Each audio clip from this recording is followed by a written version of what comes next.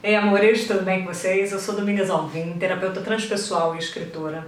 E hoje eu tô aqui para fazer um vídeo que pra mim é uma declaração de amor à vida, né? A vida pra mim é um grande lugar de milagre, a vida pra mim é um grande lugar de descoberta, a vida pra mim é uma grande alegria, é um grande regozijo, né? Hoje eu digo que viver pra mim é mais, viver pra mim é mais.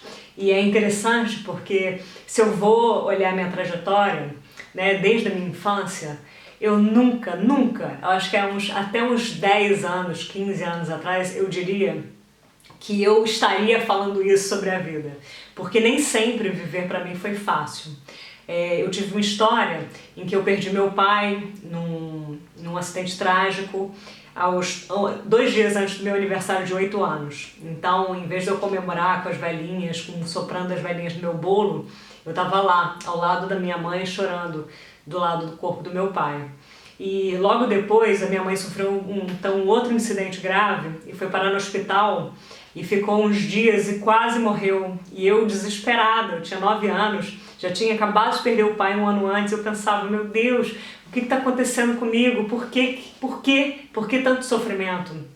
Né? Eu me lembro que quando a gente era criança, minha avó, nessa época que minha mãe estava internada, entre a vida e a morte, a minha avó botava a gente para acordar 4h30 da manhã, que ela dizia que era a hora que o galo cantava.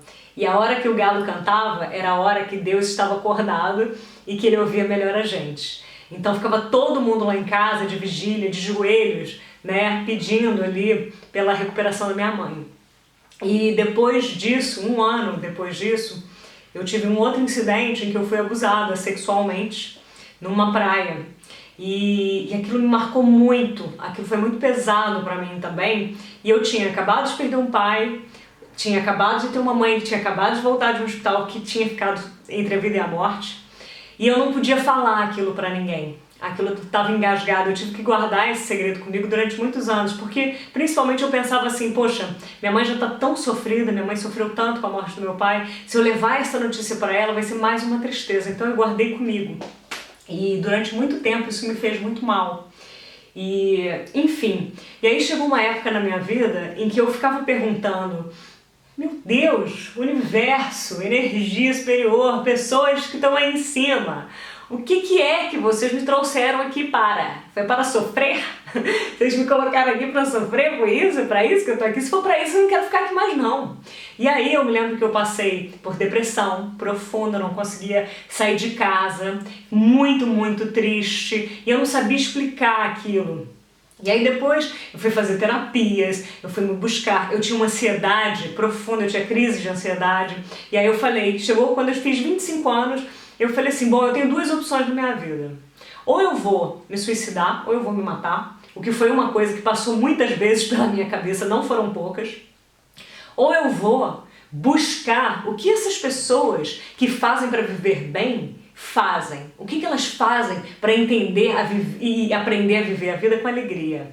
Porque tudo bem, a minha história foi muito triste, mas eu tenho 2 caminhos. Ou eu vou olhar para as tristezas da minha história, ou eu vou pegar os aprendizados que eu tive com esses sofrimentos e vou usar aquilo para me fazer uma pessoa mais forte, uma pessoa mais capaz de, inclusive, ajudar as outras pessoas a serem mais fortes. E foi com essa decisão, aos 25 anos, que eu falei, eu preciso virar a chave na minha vida. Então o que essas pessoas fazem? Aí eu comecei a cuidar do meu corpo, no sentido de cuidar da minha saúde, comecei a fazer exercícios físicos regularmente, eu comecei a ver só programas que me traziam mensagens positivas, comecei a ler livros sobre autoajuda, desenvolvimento pessoal, de terapias, comecei a fazer terapias, comecei a fazer análise, e aí foi uma mudança radical na minha vida, quando eu comecei a fazer meditação. Eu já estava com mais de 30 anos, eu tinha crise de ansiedade em que os psicólogos, eu já tinha ainda 4 psicólogos, eles falavam que eu precisava tomar remédios.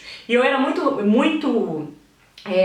queria tomar remédio porque eu falava que minha mãe já tinha uma coisa com remédio, era viciada em remédios contra a ansiedade. Eu falei, não quero isso pra mim. Então o que eu posso fazer? E aí alguém me indicou a meditação.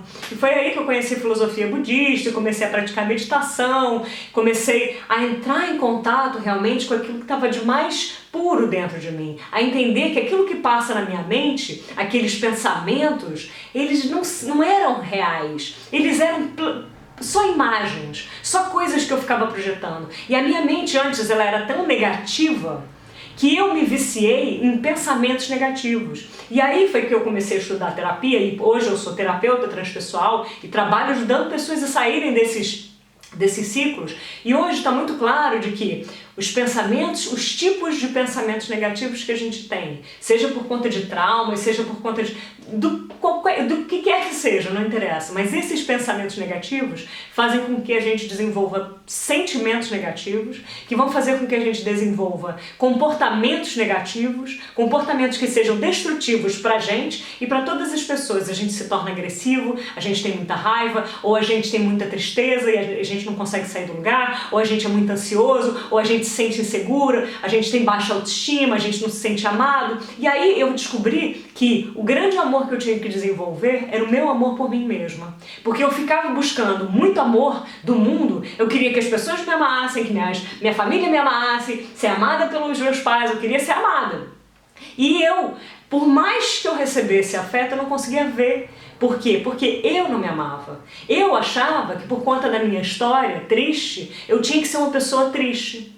Até que, depois de muito tempo, gente, depois de mais de 30 e poucos anos, eu um dia sentei na minha cama numa madrugada em que eu tava sem conseguir dormir, eu tava com insônia, eu tava chorando muito, porque eu tava muito angustiada, eu tava muito desesperada, e eu perguntava assim: meu Deus, universo, me manda uma mensagem, o que tá acontecendo? Por que eu vim aqui a essa vida para experimentar tanto sofrimento? Por que eu fui a pessoa escolhida para isso? E aí me veio uma luz e uma coisa disse para mim assim: querida, você veio aqui não foi para sofrer, mas foi para entender que quando você aprende a tirar do sofrimento aqueles aprendizados para te fortalecerem, você aprende a conhecer o sofrimento numa dimensão que poucas pessoas conhecem.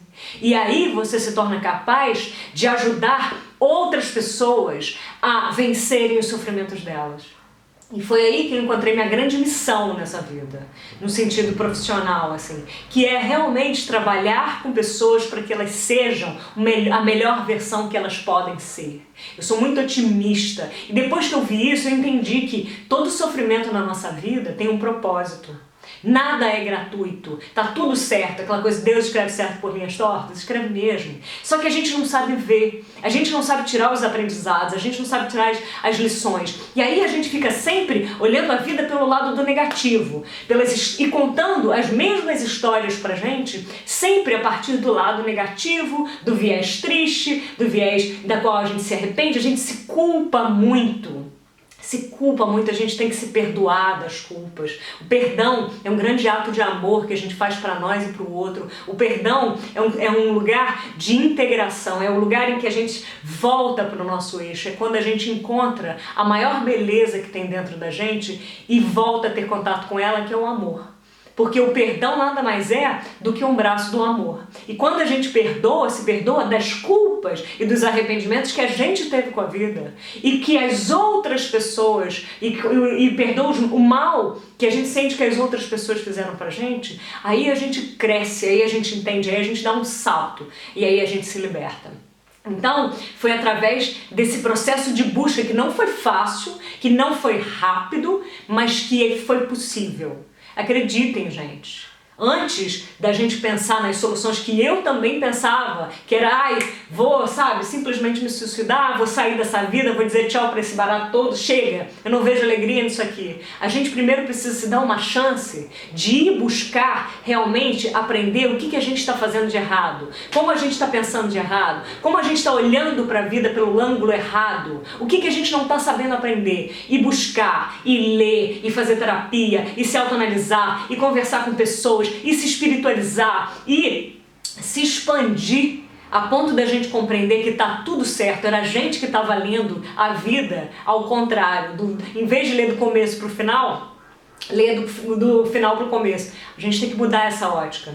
E aí eu me lembro que, vou pegar aqui, por isso que eu fiz esse livro aqui, que é o Viver é Meu Vício, que é um livro de crônicas. Inclusive eu dou gratuitamente a versão digital, quem quiser, é só me pedir por e-mail ou por comentário, deixar o e-mail que eu envio. Por quê? Porque eu descobri que viver poderia ser muito bom.